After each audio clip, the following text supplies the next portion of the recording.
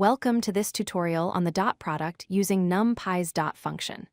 The dot product is a fundamental operation in linear algebra that you'll use frequently in data science, machine learning, and scientific computing.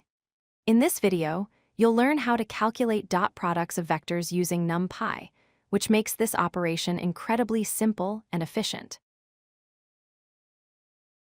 Let's start with the basics.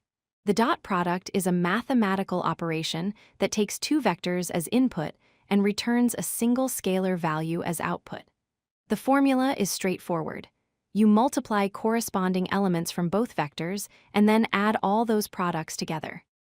For example, if vector A has elements a 1, a 2, and a 3, and vector B has elements b1, b2, and b3, the dot product equals a 1 times b1 plus a 2 times b2 plus a 3 times b3, and so on for however many elements your vectors have. Let's see a concrete example to make this crystal clear. Suppose we have two vectors. Vector A equals 1, 2, 3, and vector B equals 4, 5, 6. To calculate the dot product, we multiply corresponding elements.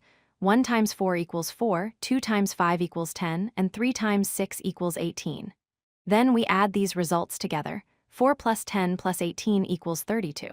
So the dot product of these two vectors is 32, which is a single number. Now let's look at how to use NumPy's dot function. First, you import NumPy, typically with the alias np, then you create your two vectors using np.dot array.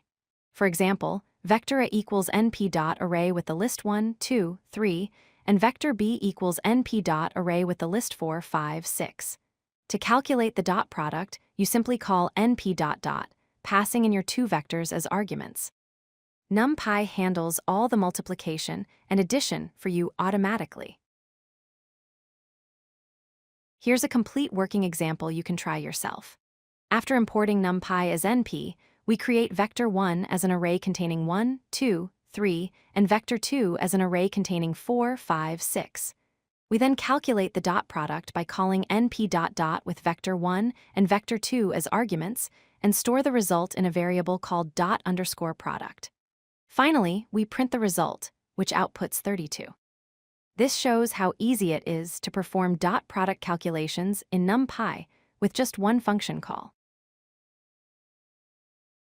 The dot function isn't limited to one-dimensional vectors. It also works with two-dimensional arrays for matrix multiplication. In this example, matrix A is a 2x2 array containing 1, 2 in the first row and 3, 4 in the second row. Matrix B is also 2x2 with 5, 6 in the first row and 7, 8 in the second row. When you call np.dot with these matrices, it performs proper matrix multiplication following the rules of linear algebra. The result is a new 2x2 matrix with values 19, 22 in the first row and 43, 50 in the second row. There's also a more modern and cleaner syntax for calculating dot products. Instead of calling np.dot, you can use the at operator, which is the at symbol. This operator does exactly the same thing as np.dot, but makes your code shorter and more readable. For example, instead of writing result equals np.dot with vectors a and b, you can simply write result equals a at b. Both methods produce identical results. So use whichever style you prefer or whichever is more common in your codebase. Let's recap the key points. First, np.dot computes the dot product of vectors and also performs matrix multiplication for two-dimensional arrays.